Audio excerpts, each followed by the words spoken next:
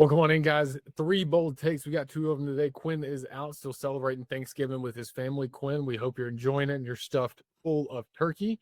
For now, it is me and Freddie talking to all of the coaching hires. We just talked Florida and John Summerall, Auburn and Alex Golish. So if you haven't seen those, go watch them. But here, we're going to talk about Arkansas jumping on Ryan Silverfield from Memphis, adding him. And then Lane Kiffin took the LSU job today. And immediately, I'm talking about, I saw the Lane Kiffin news. And then there was another tweet that said Pete Golding permanently hired as head coach at Ole Miss. Freddie. Yeah, I want to start with Arkansas and Silverfield. Good hire. I mean, he's leading one of the more prominent Group of Five head teams in Memphis, who beat Arkansas this year. By the way, I just remembered that when I was reading the article, which is kind of funny. But it's one of those things that Arkansas, like, who can you realistically go get, right? And I think if you're Arkansas with Sam Pittman gone, you have to swing for the fence. And I think that's what they're doing here is they're trying to reach and find that next golden nugget and golden gem from the Group of Five. And I think of what was available, I think this is a good hire. I hope that he keeps Petrino around for the offense because the offense was humming this year, dude. Like They like want to move. like they were scoring 40 plus on just about everybody they played. And that's part of the reason why I thought he would get promoted to head coach. I'm glad they didn't do that because they're trying to aim for the future and not go back. We've talked a lot about teams wanting to do that. Auburn recently with Hugh Freeze trying to go backwards in time. So good on them for that. The Pete Golding thing is weird to me. Like when he was at Alabama, he was terrible. He was awful. And then he went to Ole Miss, and I was like, okay, whatever. The Ole Miss never really has a good defense anyway, so this doesn't really matter. Well, he started to kind of play a different brand of football. When I say play, I mean coach a better brand of football, and he's gotten a lot better.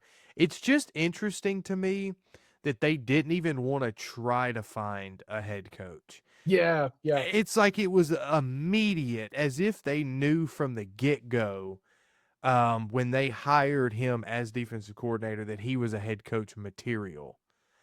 And I didn't see it. I still don't see it. I would have liked for them to have named him interim and then ran their own kind of search behind the scenes. Because let's be real, like Ole Miss isn't a powerhouse of a job, but it's not Kentucky. It's not Arkansas. Like I feel like they could have gotten an Alex Golish-esque coach out of the G5 eventually, but it's a weird situation. And I know that they were put in a tough situation with the whole Lane Kiffin thing and how that drug out. And so I understand it. I think this decision was made on emotion in the heat of the moment. And it was like, you know what? Screw you, Kiffin. I would rather have Golden anyway. So guess what? You're the permanent head coach. And then afterwards they were like, oof. Should we have done that? Or should you think we should have like actually kind of looked for a head coach? But I don't know. What are your thoughts on that? I think I'll start with the golden one. There's two things that immediately came to my mind. The first one was the emotion. I think they were just upset with the Kiffin thing, and they were like, you know what, we're just going to do this. I think that's a horrible decision if so. I think Pete Golding will get you. I think honestly he'll be a Billy Napier type at Ole Miss. Like I think 6-6, 7 wins maybe. Like, I just don't think he's going to be that good. I think the biggest thing is maybe the continuity, definitely throughout the end of, and that's why you should have named the interim continuity throughout the rest of the playoffs and then finish it out. And then like, hey, he goes on, let's say he goes on a run and or he wins you a national championship. Let's get crazy. He wins you a national championship. Shoot, hiring right then and there. Boom, there you go. But he's probably going to lose first round. I don't think anybody's mind is going to actually be there on that game.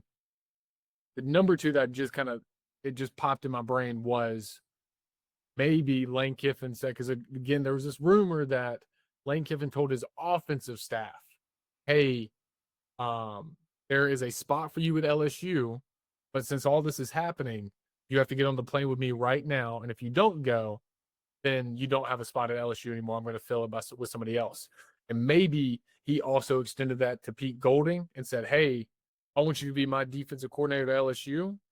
Um, if you don't go today, then you're not going to have a spot at LSU. And Ole Miss said, hey, you know what? We'll make you head coach here if you stay. And that's what Hmm. I think could have been it. And if so, again, another horrible decision. Pete Golding doesn't scream at you and say, like, Ole Miss's defense wasn't shut down. They weren't locked No, down. They no. weren't elite.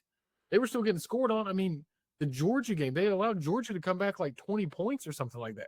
It wasn't, at the end of the day, Pete Golding hire it's a rough one. And I want to say, like, I saw somewhere it was like 3 years maybe. I don't think it was a super long deal, but I think this is ultimately going to set him back. I think this is going to be really rough. You did Yeah. miss on Summerall, you did miss on Golish, but there had to be somebody else that was out there just a little bit. But I think this is really going to set you back. I heard mentions of Kane Womack potentially leaving Alabama as a defensive coordinator. Maybe you look at him. He's already been a head coach. The wide receiver coach at Alabama, Jamarcus Shepard, just took the Oregon State job. There's a lot of different guys that were out there. Which I'm gonna say this: that's a wild hire for Oregon State. That was out of left field. Yeah, I was very shocked. I was like, you went with the wide receiver coach over the coordinators? Okay. Oregon State, whatever. But there's got to be somebody else out there that you could have picked. Look, I don't know who all is on that Texas Tech team, but look at those coordinators. My goodness, they've done wonderful jobs this year. The defensive coordinator at Vanderbilt, he's done a wonderful job this year. There's a lot of different guys. I think it was very emotional, and I think it was very, we're going to shove it in Lane's face. And I hope Lane is just laughing about it, because I would be. So that's the big one. Ryan Silverfield, I actually like the hire. I think he is subpar, but I think he's a stepping stone for Arkansas. Yeah. Will he win you a conference championship? No, but I think he's going to make you a winning program again. And right now, that's what you need at Arkansas. I mean, will he do better than 2-10? Yeah. Exactly. So And yeah. I think that's what he brings to a team. He brings kind of that. It's kind of like walking in. If you're a college age guy, you probably know what I'm about to say. But it's kind of like walking in during Christmas break at home, and you're like, I'm about to have some of mama's cooking. You just feel at home. It just feels good. And that's what Yeah. Ryan Silver, he's gonna give you that feeling, just like, it feels good. Like, I'm a winner again. You're not gonna be getting pounded by freaking Mizzou or whoever or Kentucky. You're gonna be able to win some games again. That's what's good. And eventually, after about 4 to 5 years, when he's giving you 7, 8, 9 win seasons, he might even throw an 11 win season in there for you. He might give you a really good year. After that, you can be like, hey, man, thank you so much. We'll go on to the next. We'll let you ride off in the sunset. I think that's what he brings, just that continuity for you as a Razorback.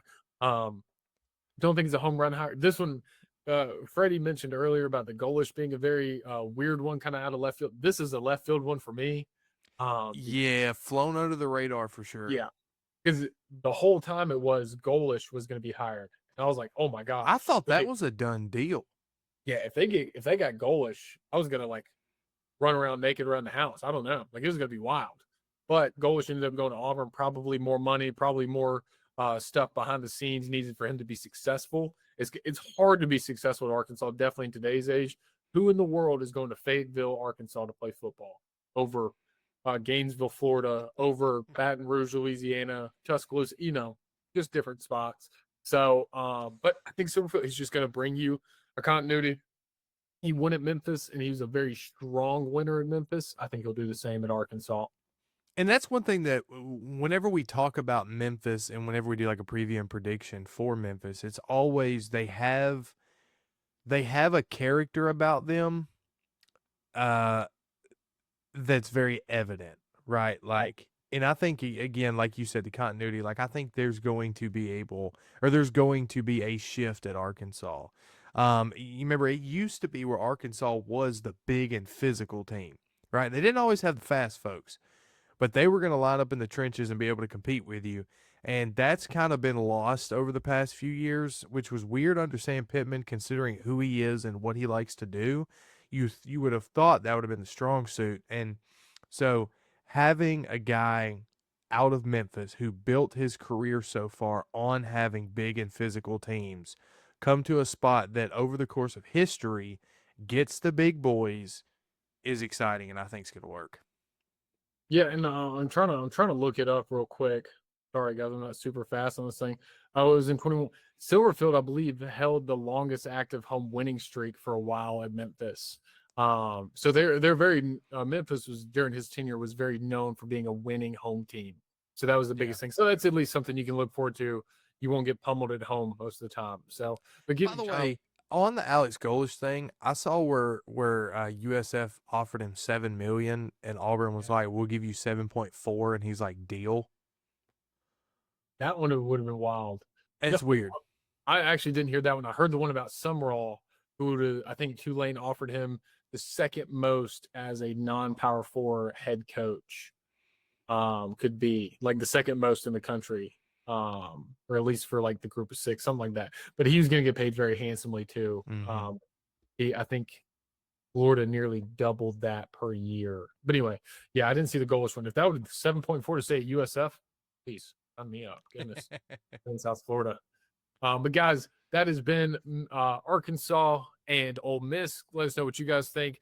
Definitely you Lane Kiffin fans, you Ole Miss fans, Pete Golding getting hired full time. Let me see what you think about that. But for Freddie and for Chase and for Quinn, who is still enjoying his turkey, guys, we hope you had a great Thanksgiving. Gobble Thanks gobble. for watching this one and a great Sunday full of head coaching hires.